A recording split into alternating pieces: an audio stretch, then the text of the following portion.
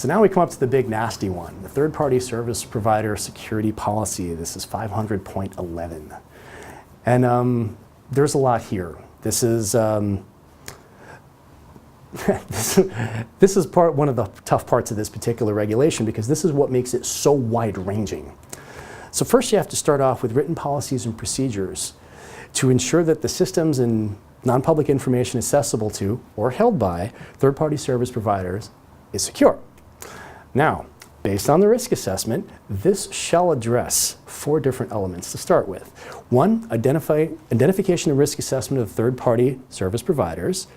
2, minimum security practices third-party service providers must meet in order to do business with the covered entity. 3, due diligence processes used to evaluate the adequacy of the third-party service provider's security practices. And 4, periodic assessment of the third-party service providers regarding the risk they present and continued adequacy of their security practices. So just that alone, there's a lot there. You have to actually have something written and in place saying, okay, here are the things they need to do before they can even work with us. And then you have to do due diligence to check them to make sure they're actually doing that.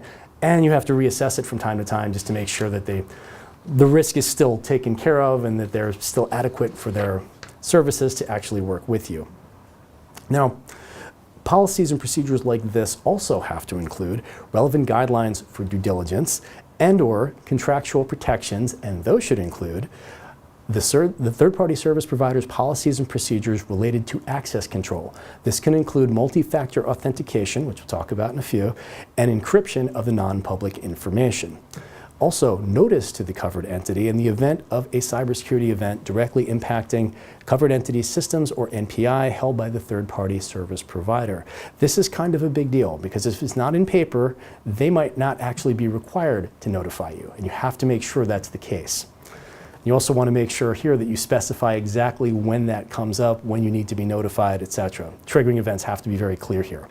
Also, you need to have representations and warranties addressing the third-party service provider's own security policies and procedures related to safeguarding the covered entity's systems and non-public information.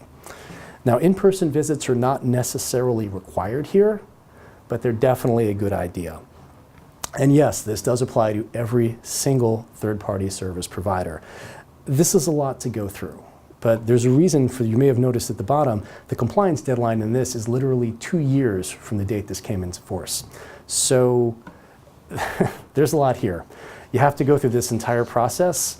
The first part is a little bit easier because you're setting up your basic parameters, but after that, you have to go through this process for every single third-party service provider you deal with.